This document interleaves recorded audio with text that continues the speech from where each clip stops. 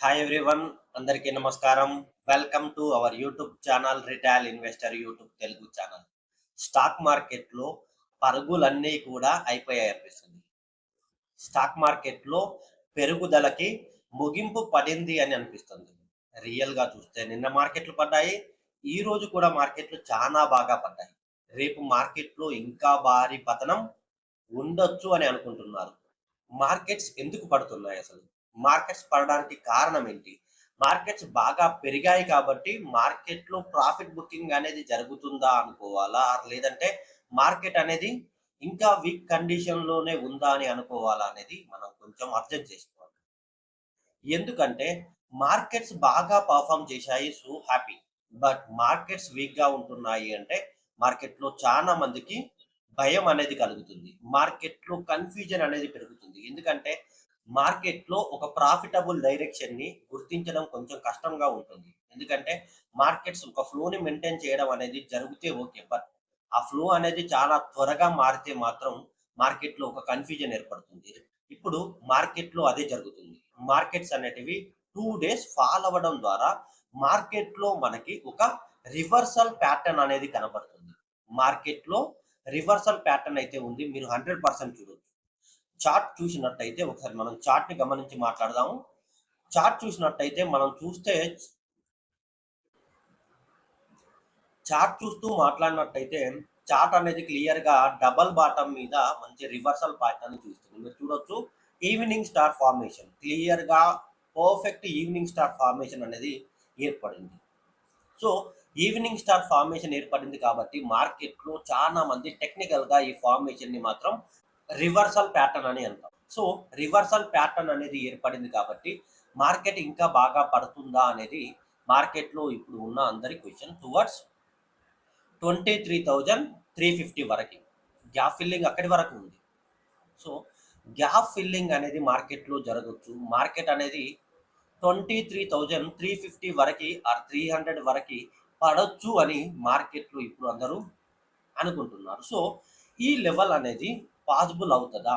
Market అనేది ఈ level వరకి రాగలుగుతదా? మార్కెట్ ఇక్కడికి వచ్చిన తర్వాతనే రివర్సల్ తీసుకుంటదా? అనేది ఇప్పుడు మార్కెట్‌లో అందరికీ ఉన్న క్వెషన్. సో, మార్కెట్‌లో రేపు పర్ఫెక్ట్‌గా చానా మంది టుడే లోని మార్కెట్ క్రాస్ చేసుకుంటే క్లియర్‌గా లో ఈజ్ ఈక్వల్‌గా ఉంది.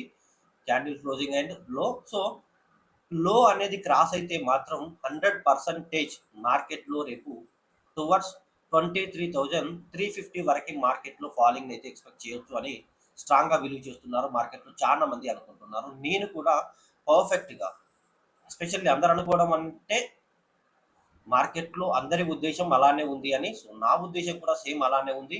మార్కెట్ అనేది గ్యాప్ ఫిల్లింగ్ చేయొచ్చు అని. బ్యాంక్ నిఫ్టీలో కూడా రేపు ఏమన్నా గ్యాప్ ఫిల్లింగ్‌కి ట్రై చేయొచ్చు అని అందరూ అనుకుంటున్నారు. సో, దీంట్లో కూడా గ్యాప్ ఫిల్లింగ్ అనేది జరుగుతుంది అని స్ట్రాంగ్‌గా నేనైతే బిలీవ్ చేస్తున్నాను.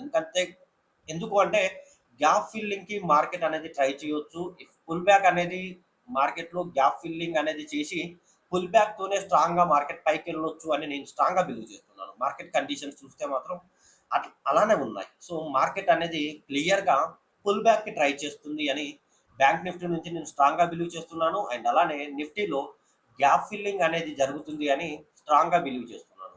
సో, ఈ 2 జరుగుతాయి కాబట్టి రేపు మార్కెట్‌లో మనం కొంచెం పాజిటివ్‌గా ఉండడానికి అంటే మార్కెట్‌లో బయింగ్ సైడ్‌లో స్ట్రాంగ్‌గా ఉండడానికి కొంచెం ఆలోచించి అడిగేయడం చాలా మంచిది. సేఫ్ అండ్ సెక్యూర్‌గా ట్రేడ్ ప్లాన్ చేయాలి. మార్కెట్‌లో హై ప్రైస్ చేంజెస్ అనేటివి మనకి 1 అవర్ క్యాండిల్ పెర్ఫార్మన్సెస్‌లోనే ఎక్కువ కనబడుతుంది. సో, దాన్ని మీరు బాగా గమనించాలి.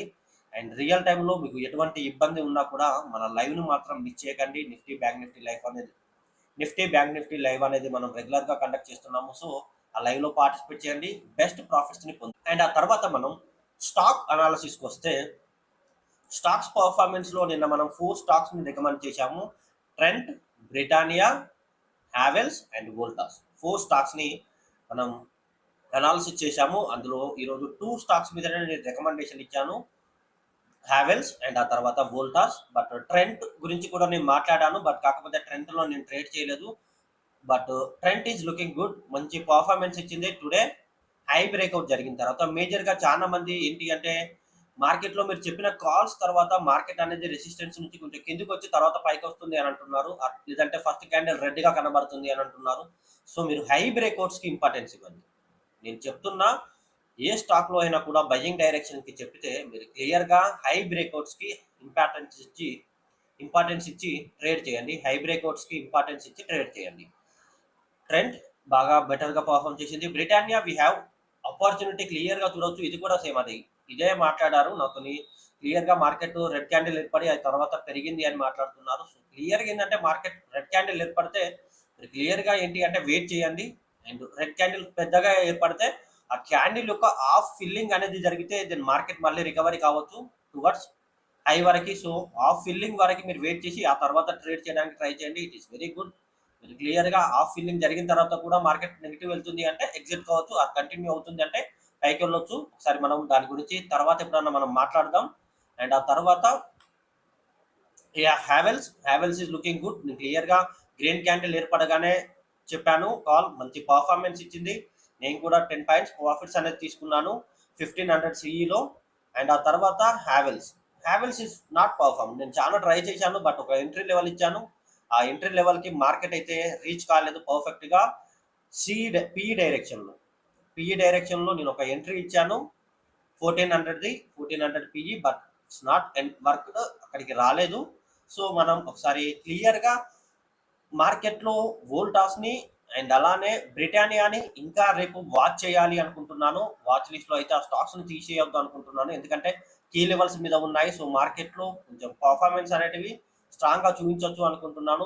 హావెల్స్ అయితే మాక్సిమం ఫాల్ అవ్వచ్చు. ఆర్ ఇక్కడనే సస్టైన్ అయితే మంచి స్ట్రాంగ్ రికవరీని చూపిస్తే మాత్రం టువర్డ్స్ 1500 వరకి ఆర్ 1480 వరకి స్ట్రాంగ్‌గా చూపించొచ్చు అనుకుంటున్నాను. సో, ఒకసారి మనం టుడే హై బ్రేక్‌ఔట్‌కి అండ్ అలానే టుడే లో బ్రేక్‌ఔట్‌కి ఇంపార్టెన్స్ ఇవ్వడం బెటర్ అనుకుంటున్నాను. టుడే మార్కెట్ అనేది చాలా మ్యూటెడ్ పర్ఫార్మెన్స్ ఇచ్చింది కాబట్టి టుడే హైకి అండ్ టుడే లోకి కొంచెం ఇంపార్టెన్స్ ఇచ్చి ట్రేడ్ చేయడం ప్లాన్ చేస్తే బెటర్‌గా వర్క్ అవుతది అనుకుంటున్నాను.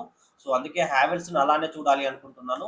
అండ్ హావెల్స్‌తో పాటు ఏబీబీని చూడాలి అనుకుంటున్నాను. Tomorrow it's looking good I think. ఎందుకంటే ఇవాళ స్ట్రాంగ్‌గా పెర్ఫార్మ్ చేసింది.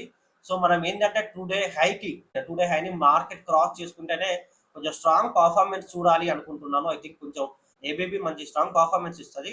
సో, అందుకే 5600 నుంచి 5700 ఆర్ 750-800 మధ్యలో ట్రేడ్ అనేది ప్లాన్ చేయాలి అనుకుంటున్నాను. ఏబీబీలో ఓన్లీ 5600కి ఎబోవ్ వెళ్తేనే. 5600కి ఎబోవ్ వెళ్తేనే ప్లాన్ చేయాలి అనుకుంటున్నాను ఏబీబీ. అండ్ ఆ తర్వాత ఇండియన్ ఐఆర్‌సీటీసీ నాకు కొంచెం బెటర్‌గా అనిపించింది టెక్నికల్‌గా చూస్తే. అండ్ మీరు స్వింగ్స్ కూడా చూడొచ్చు. Swings are looking good. IRCTC is looking good. మీరు చూడొచ్చు మంచి అప్ ట్రెండ్ ఛానెల్‌లో కనబడుతున్నట్టుగా ఉంది. సో, మూమెంటమ్ నెగెటివ్‌గా ఉండొచ్చు. లేదంటే పాజిటివ్‌గా ఉండొచ్చు. సో, మనకి ఎలా ఉన్నా సంబంధం లేదు. బట్ మనం ఎంట్రీ మాత్రం 711కి 710కి ఎబోవ్ వస్తే అప్పుడు ఆలోచిద్దాం. ఐఆర్‌సీటీసీని ఓన్లీ అప్ సైడ్ డైరెక్షన్‌లోనే స్వింగ్ రివర్సల్‌లోనే మార్కెట్‌లో మనం ట్రేడ్ చేయాలి అనుకుంటున్నాము. ఓన్లీ క్లియర్‌గా మనకి 710కి ఎబోవ్ మార్కెట్ అనేది వస్తే దెన్ ట్రై చేద్దాం అప్ సైడ్‌కి ఐఆర్‌సీటీసీ. ఎందుకంటే ఐఆర్‌సీటీసీ అంత ఈజీగా పడకపోవచ్చు అని అనుకుంటున్నాను. సో, టువర్డ్స్ క్లియర్‌గా 725కి అండ్ అలానే 740 వరకి అలానే కంటిన్యూయేషన్ ట్రేడ్ అనేది ప్లాన్ చేయడానికి చాలా బెటర్‌గా ఉంటది. ఐఆర్‌సీటీసీని వాచ్ చేయాలి అనుకుంటున్నాను. సో, రేపు మార్కెట్‌లో ఐఆర్‌సీటీసీని ఎట్టి పరిస్థితుల్లో వాచ్ చేయడం జరుగుతుంది. ఫస్ట్ 1 అవర్‌లో గ్రీన్ కలర్ క్యాండిల్ ఏర్పడితే మాత్రం 100% ఐఆర్‌సీటీసీలో ట్రేడ్ చేయడం అనేది ప్లాన్ చేస్తాను. అండ్ ఆ తర్వాత మనం మాట్లాడాల్సింది ఆర్తి ఇండస్ట్రీస్ కూడా చాలా దారుణంగా ఫాల్ అయింది. మీరు చూడొచ్చు చాలా దారుణమైన ఫాలింగ్ అనేది చూపిస్తుంది. ఐ థింక్ నేను ఎక్స్‌పెక్ట్ చేశాను మంచి అప్‌సైడ్ మూవ్‌మెంటమ్ వెళ్తదని. బట్ బాగా ఫాల్ అయింది.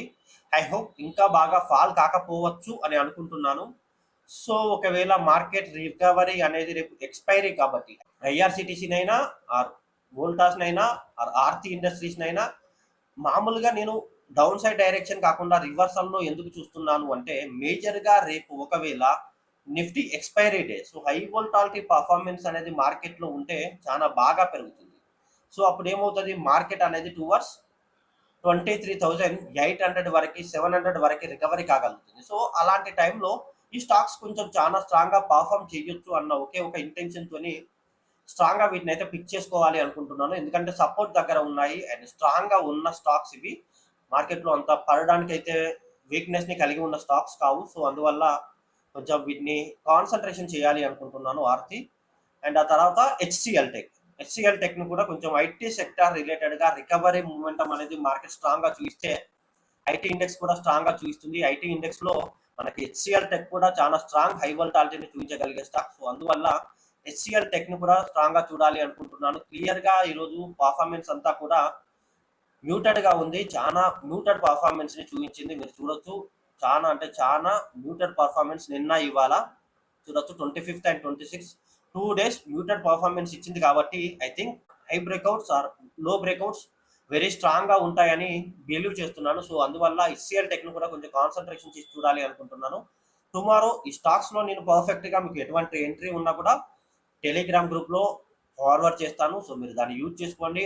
లేదు అంటే లైవ్ మార్కెట్‌లో డిస్కషన్ చేస్తాను. సో, అక్కడ కూడా మీరు యూట్యూబ్ లైవ్‌లో జాయిన్ అయ్యి చూడండి. సో, ఈ వీడియోలో మీకు పర్ఫెక్ట్‌గా రేపు మార్కెట్ కండిషన్ అనేది ఎందుకు గ్యాప్ ఫిల్లింగ్‌కి ట్రై చేయొచ్చు, మార్కెట్‌లో ఎందుకు వీక్‌నెస్ అనేది ఫార్మ్ అయింది, టెక్నికల్‌గా వీక్‌నెస్ అనేది ఫార్మ్ అయింది కాబట్టి మార్కెట్ ఇంకా స్ట్రాంగ్‌గా ఫాల్ అవ్వగలుగుతది అని మనం ఎందుకు ట్రస్ట్ చేయాలి అనేది మీకు బాగా అర్థమైంది అనుకుంటున్నాను. సో, మార్కెట్‌లో ఈరోజు ఫాల్ అవ్వడానికి మేజర్ రీజన్ అయితే యెస్టర్‌డే లో బ్రేక్‌ఔట్స్ అనేటివి కనబడడం.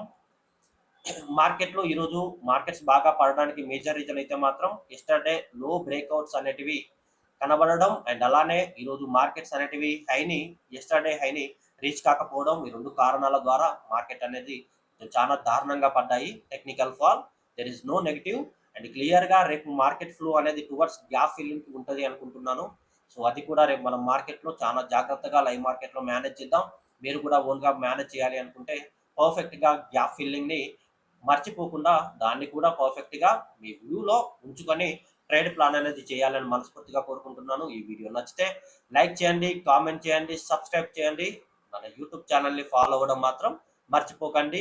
బెల్ గట్ బెల్ ఐకాన్‌ని ప్రెస్ చేసి మన నోటిఫికేషన్ బెల్ ఐకాన్‌ని ప్రెస్ చేసి మన నోటిఫికేషన్స్ ఎప్పుడు ఆన్‌లో ఉండేలాగా చూసుకోండి. Thank you for the watching. ధన్యవాదాలు.